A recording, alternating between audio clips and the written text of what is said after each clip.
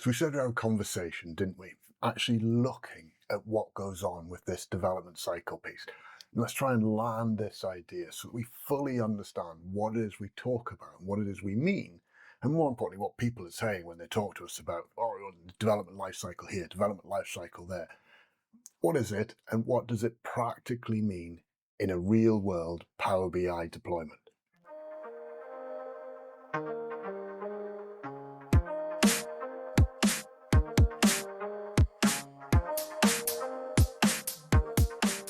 Hi, my name's Ross, the creator and founder of Geordie Consulting and Geordie Intelligence, the YouTube channel you're watching today. We've gone through, haven't we, in this Power BI from the business professional's perspective series, really looking at kind of what goes on. And we've been primarily touching on the visualization and parts of the ETL cycle, but mostly the visualization and some additional DAX stuff that we've put through. We've highlighted some issues as well within the whole idea of preview features and what they mean. And that really also draws to attention this other side, doesn't it? In terms of actually what goes on when we talk about a development lifecycle. So let's play it back in terms of what the expectation is and also what the reality actually is, because the two are very different. And there's a big push at the moment to go back to more of a legacy monolithic model that just doesn't work with Power BI, never has, and has been shown to fail time and again. So let's have a look.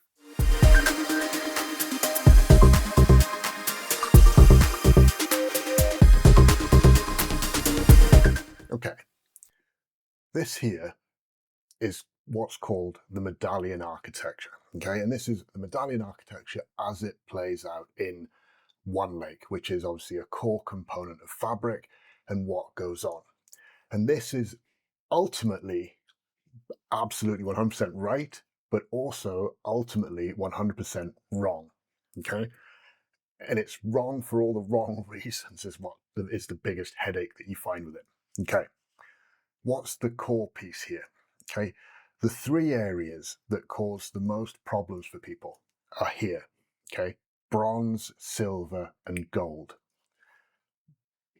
What's bronze, what's silver, what's gold? That's the bit that causes concern, causes confusion.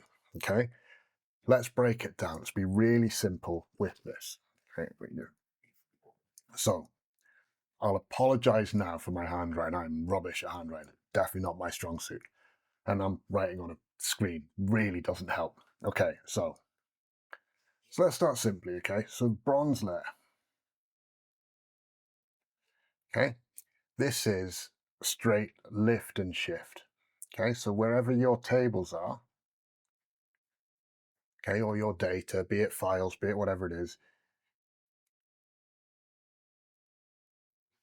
you move it as is into your OneLake environment, okay, into your Power BI estate.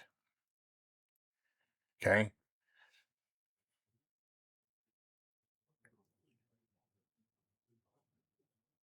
replica. Okay, this is a clone, a replica, something like that. Okay, now this is in Power BI sense. Okay, if we were here saying like we're looking at a data flow, for example, an analog for it, because unless you're going to go down a full medallion route, the starting point in Power BI for this is effectively it's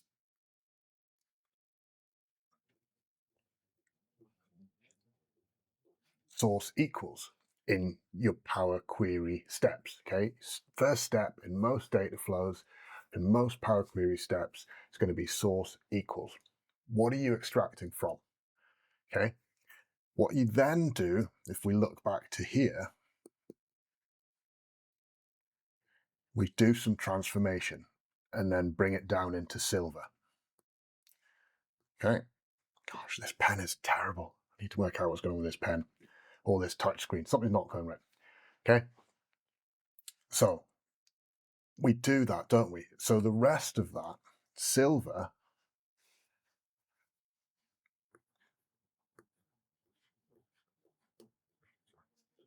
equals, well, not E, is it? Because we've got the E already, haven't we? We've done the extract. So silver is really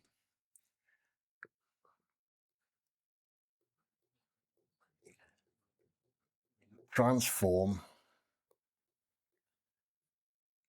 and load. Okay, transform and load. We're going to transform the data and load it. Okay, so we've then got a table of data, okay, a curated table of data. So that equals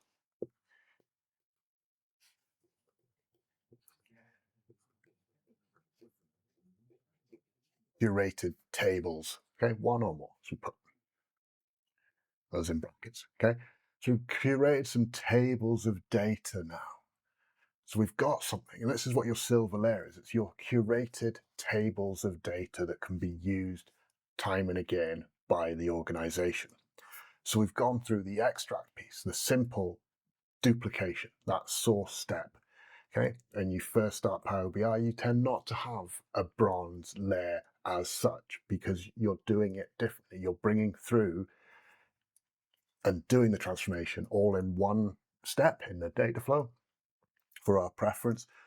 And that's not necessarily going to serve you up something that will give you, here's the bronze layer. Okay, you could do it if you were in a premium per user level, so that you could have source equals and just pull that through as a simple, here is now your default extracted layer. And then you have multiple data flows or one or more connecting to that data flow and doing stuff with it. That's exactly what's happening within your architecture layer here, where you do your between your bronze and your silver. Okay. The last piece is the piece that gets confusing. Okay, this gets so confusing for people, and it's not a simple layer to ever consider and to ever discuss. In this instance, it's just straight up wrong, because you would not clone your curated data, say this is now gold. It's not gold.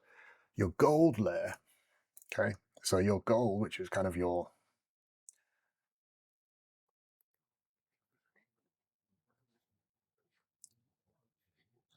champion layer, as it were. It's a big section, it just doesn't work here.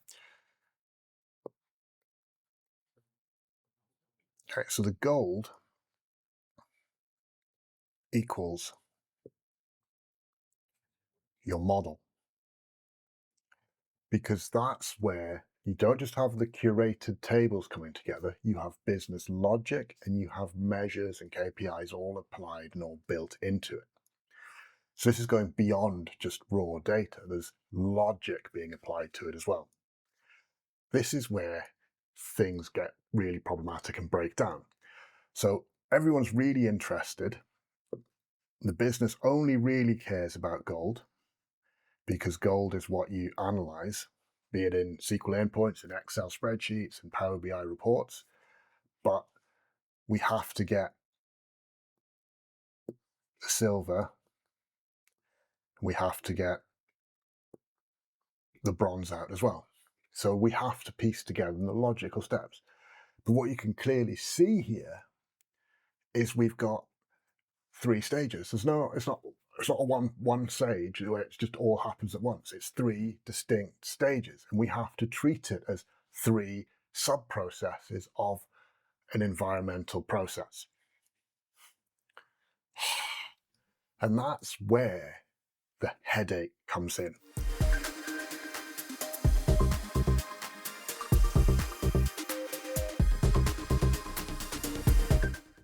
All right, so here we are. What do we need to consider, okay, when we're getting data? All we need to do really is to get it, isn't it? We're not doing anything else with data. We just need to get data. So we need to know how to get data. Now, this is where we get this, oh, well, we need a pipeline for this. We need pipeline, data pipeline. We want like a dev pipeline, a QA pipeline, and a prod pipeline. Okay. I've had this discussion with some people. We've gone back and forth, back and forth. There are times, as with so many of these things, there are times where dev, QA, and prod pipelines make sense, but it should not be your first step for your data extraction. You are doing a single extract. You've got a lot that you need to maintain and manage. In other steps subsequently, are you adding value to the process by cloning your duplication? And do you also know 100% that your dev and QA environments are mirrors of your prod. Okay, so if we went through and we said, right, we've done all our reports, this is perfect, runs great off all the dev systems that we've got. Will that work when you bring it through into production? I would love to say yes. The truth is, I'd be very surprised if it ever worked properly as we expected it to, because there are always niggly subtleties that just are not the same between your dev, your QA, and your production environment. Do not bake in bad by bringing in dev data that's potentially manufactured, synthetic data. It doesn't have the real world variations that you see. This is precisely the reason why, as a channel, we go after our own data sets, as our own real world data sets as well, like the Parkrun data set, like the New York rooftop water towers, like the England food hygiene. Real world data sets that are error filled, prone to mistakes, because that's what you will find in your real production systems. Your QA systems, your dev systems will have generic stuff in that might have generic mistakes in, that might not, but it just is not going to be representative of the real world. So I'd be cautious about that. Your next step is going to be, oh, what about the load? Okay.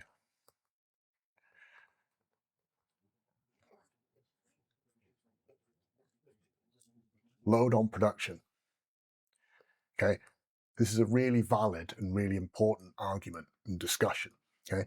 There is every reason to say, right, we need to go through and do this on dev and QA first to validate load on production, because if you go through and it wipes out your dev server, pretty much guarantee doing that on your prod would be a really bad idea.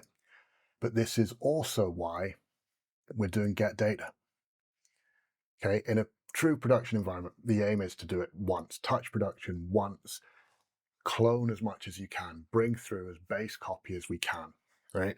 Yes, Power BI and the way data flows work does not really do that very well. You do have to be careful with these things, but definitely load on prod is the biggest headache that you'll have, which is why we go through this point of getting to curated data sets. Because if we go through and we validate that initial pull doesn't flatten the server and we can still go through and do it, we can then move on to ETL, which is or to the TL side. I know I've put ETL, so used to writing it together. Okay, so where we say we're going to transform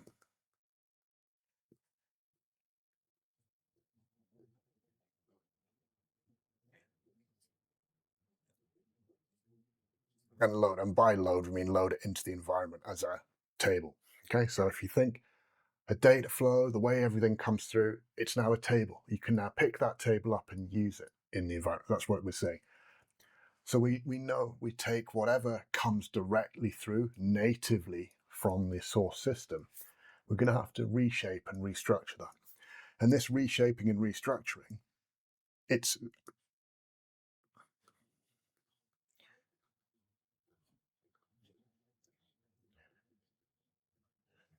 a cycle. Okay. So we know that's going to be a cycle. We're going to have to keep revisiting and reiterating this. That's a fact. Okay. But what we have here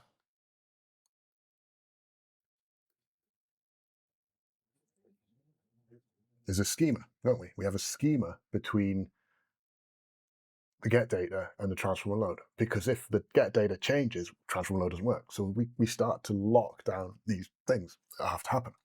This is going to cycle, but we need to have consistency.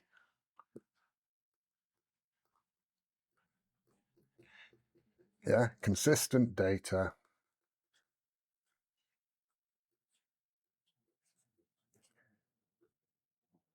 needed. So we have to get consistent data to pull everything together and understand what's going on. Yeah, we've got to do that. We have to pull it together. And that's why it's not just one cycle, these two steps. These are two distinct processes. If data changes, so source system changes, source will change.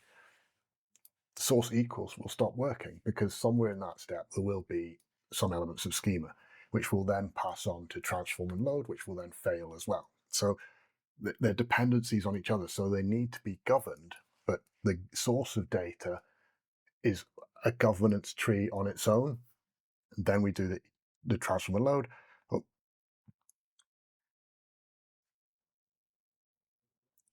oh, sorry. And then finally, we've got this visualize step, haven't we? Right? And again, visualize is going to be, this is our PBIX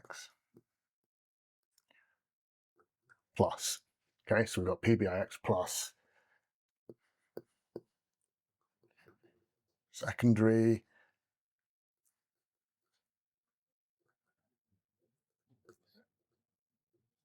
Excel, dashboards. Okay, so we've got steps. It's all clearly explained there, what we have and what we need to think through.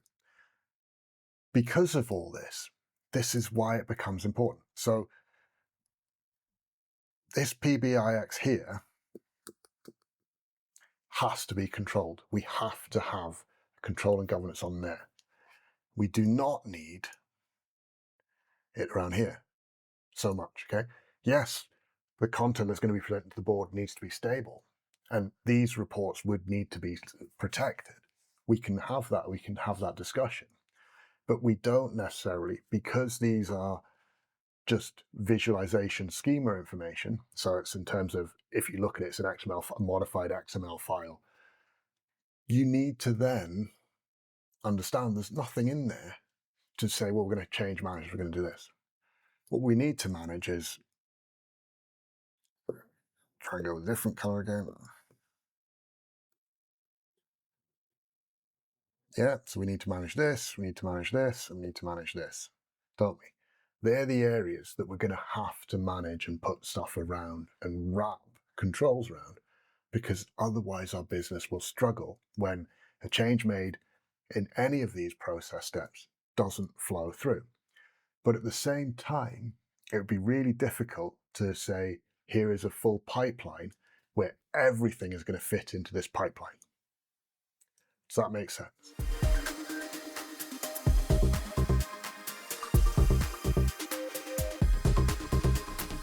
So here I am as a business professional. This is my service view. I don't have anything like what I would need to fit into this, but I am here. You have seen me building new report content. I can go to the report tab, to the template file that we've got. I can click on it, open a new report, say, right, I'm going to build content based on the get data that's happened in the past, historically, and the curated tables that we've built from there that are pushed in to that semantic model that the template connects to. But I do not need to be aware of that. So this whole piece is outside that.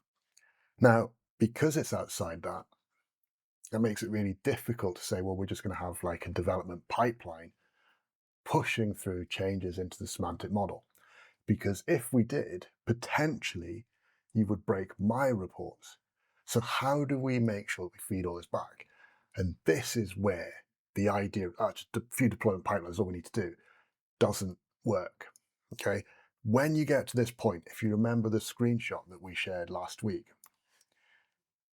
okay, this screenshot, okay, when you realize, right, this is, as I say, small, this is a small model, only 12 reports on it, it's across 6 workspaces.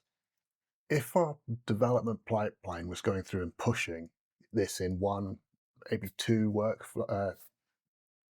workspaces, that would be a problem, wouldn't it? Because we're going through, we're doing this push. Who's validating that's going to work on those other reports that we, as the development team, the developers, wouldn't have access to? We, as a business, are making content that the developers do not know about. This is one of those things where you need to really understand that Power BI cannot be developed at. You cannot develop at the business with Power BI. You have to develop in partnership with the business in Power BI. Equally, the business, the benefits that we get as business professionals is that we have that stability. So because this is now 12 reports deep in this data set, it means that when I write content and present it to the board, there's not arguments about the data. It's a consistent data set. This is what curated, valued data sets mean. This is why Microsoft has a certification process where they say certify key data sources. This is what it's all about. So if we certified this and said, right, 12 reports are using for this, if you imagine, as I mentioned, some clients I've had where it's 3 digits for this, so over 100 reports come from one model. Who's questioning that model at the boardroom? Nobody, because everyone's data is coming from that model. We maintain, we manage, we ensure that model keeps refreshing and is looked after properly. But we also have to engage with the business to make sure that these are the changes that are coming through with it. We potentially will put in place dev areas for where we're going to test key reports. We might ask them, do you want to give us some reports? And we will push them into the dev area so you can test them there. Because as I've shown you, remapping Power BI report content, it's entirely possible. Sometimes it needs a little bit of a head scratch, but it tends to work. But it's one of those where when we've had to make major structural changes to a semantic model, we've had to do it in a very considered way. And it's where you get to the point where take the time at the beginning to structure your report properly, or sorry, your semantic model properly, so the report content is simple and future-proofed. If you just rush and you go, oh, we'll just rewrite the semantic model every week, you will break reports and you won't build up that library of content that uses it. And that built up library of content is where the business value, the ROI, is going to come in for your Power BI estate. After all, if everyone's using one model, okay, even if that model is wrong, okay, it won't be huge wrong, but it might be, a little bit wrong. Even if it is a little bit wrong, because everybody's using it, everybody's a little bit wrong. And the business decisions that are going to be made on that are going to be consistent. Obviously, if it's wildly wrong, it's great to correct it. But again, got one place we need to correct it, and it'll correct everyone's reports. You're getting it. Okay, this is where it becomes really important that we start to understand what the development life cycles need to be. This is why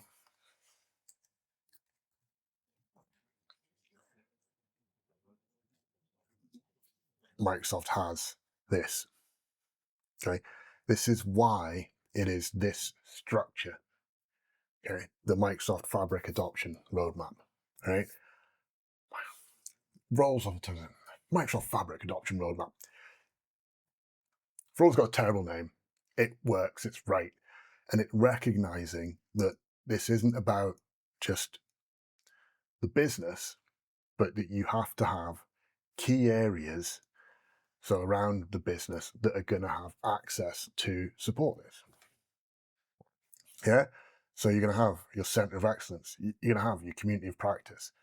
You've got your ideas of business alignment to make sure that it works there.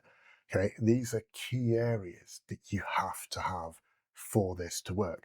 And you'll see right at the bottom, underpinning everything, you've got change management, because you have to manage the environment. But it's not a case of saying we're going to manage a process, like a single strand. We will look and we'll manage different areas. This is why, for us, Geordie Consulting, Geordie Intelligence, we talk about structure your workspaces around specific content or goals. So have a data flow workspace that brings in data flow content, or brings in content. So you're going through, you've got your bronze and your silver layer, if you want to be medallion architecture around it, but do it in a structured way. Okay. And by saying this workspace deals with this, because this is likely to be a particular business process or a particular business tool. It could be, this is our SAP area, this is our Oracle area, this is our Salesforce, or whatever we're doing. If you break that down, because you have a workspace, you've got a unit of control, a unit of governance. Who is going to be the access? Who needs access to it? What's the access controls for that? Likewise, when you start talking about your semantic models, because your semantic models are more likely than not to be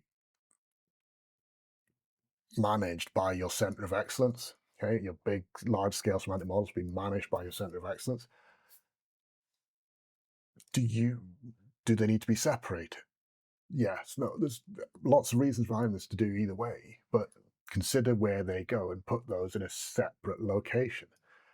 Then what we need to do is we need to make sure that the content in those is shared. So you share the semantic model with with the various functions that are going to require it. And you share that in a way that they can then connect their secondary report content back to it. So then you end up with one or more workspaces that just contain visualizations. So just like here, where this is our visualization workspace for the parkrun dataset. Okay. If you remember as well, with experiment, we've got, for example, here, we've got the business senior leadership teams workspace, which is where we've also published the business and the SLT's app content. And an app is a curated read-only experience of what's in a workspace. Microsoft are bringing out org apps at the moment. This is why, for me, personally at the moment, from what I've read so far about them, I'm very cautious. This is going to change this structure where you will have multiple apps within one workspace. But the problem with that is that logically, when I think this through, what will happen is you will build up, and you can see it here where they start talking about build task flows. The way Microsoft is steering Power BI is to structure everything related to a semantic model into one workspace. And by everything, I mean all the source data, all the get data statements, however you're getting the data, all the semantic models, which is probably going to be one. You might have two, maybe three. Be very surprised you have two or three semantic models against one business process. Okay. And then all the report content as well. And you're just jamming that together. And it doesn't work. Whereas if you go down the way we suggest, as I say, like we're looking here, we've got the business SLT. So we've got content in here from Parkrun, we've got content from Northeast Food Hygiene. We've got in here, I think I've still got app access to it, our senior leadership team dashboard, where we've got all the New York data, and we've just thrown in the Parkrun data just for fun, just to kind of say, look, this is what you can do. By making functional apps based on job function that cut across the organization and bring all the data together, you're separating the experience. You're saying, right, we're going to structure our Power BI delivery around the consumer, and we're going to have all these channels coming together where we're pulling in the data sources from around the business in through structured workspace environments to then have structured model spaces that are going to actually have this is where the model exists. And we separate them because the source and the model don't need to know exist together, and the source and the delivery, sorry, and the model and the delivery don't need to exist together. So it kind of they've got that right there in the middle, central. So we say keep them separate. Everything comes in and everything goes out. Works really well. Okay, but that's the point, isn't it?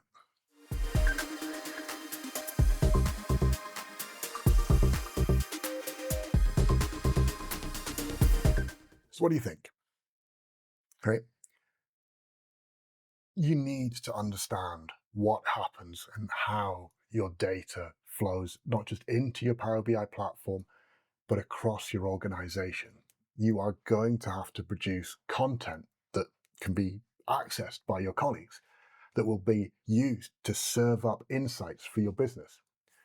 These have to make sense. If they don't, and there's not a way that people can easily access them, understand and assess what's going on, it's not going to work. So we have to work that through. But also the idea and the concept that we can put together these DevOps pipelines where we're just going to pull data through and it'll all be amazing. Pull data through, it does this, here's the report outputs, give me the 10 reports we need today, that's it. That is the legacy mindset. That is what killed SQL Server report services, SSRS. That was the problem. This is what the disruptive technology that Tableau at the time did. The legacy mindset of you need to come and tell us all the report content that you need, and we will build and structure all our pipelines to serve these reports. What happens? The business extracts the data, uses Excel. If you go down this same route and let IT do that again, it's great for IT because they govern the data. You will have consistency. You will have everything is right. It's bad for IT because IT will then be blamed when things change in the data landscape that they aren't told about. And it happens. This is the reality. This is a change that needs to be understood.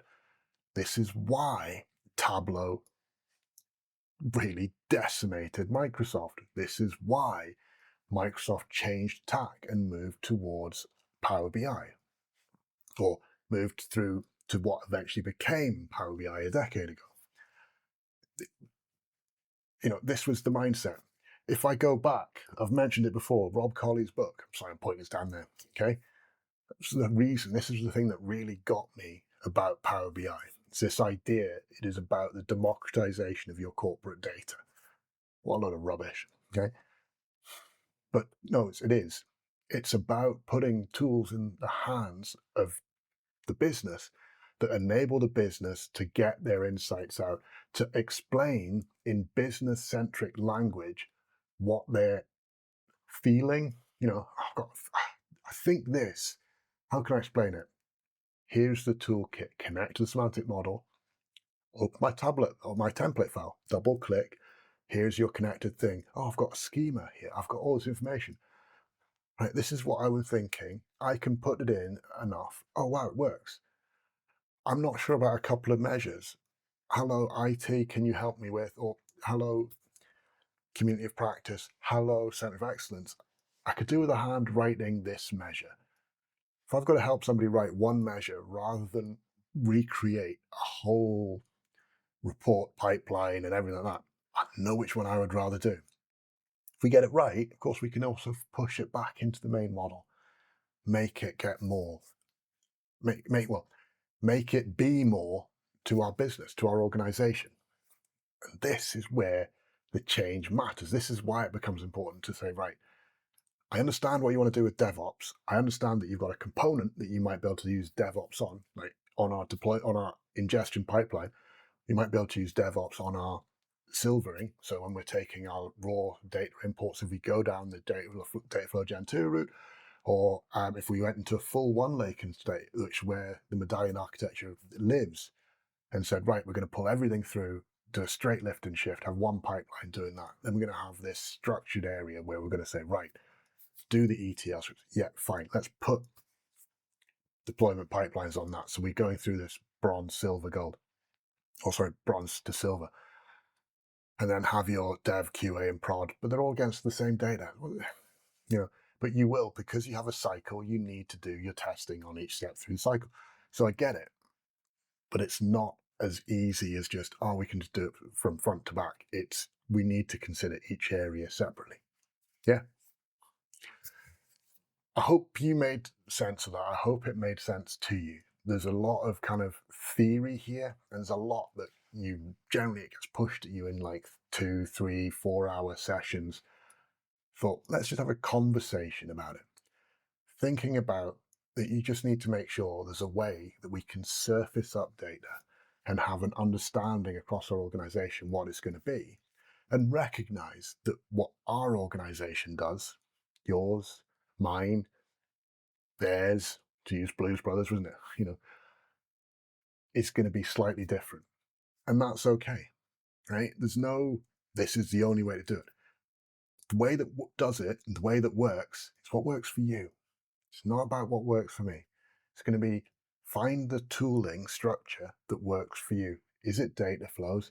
Is it something else? Yes, I know I suggest data flows, and yes, I've used them an awful lot, but it's not going to be a tool that everybody is going to be happy with, or everyone's going to be sanguine with, say, this is the right one for us.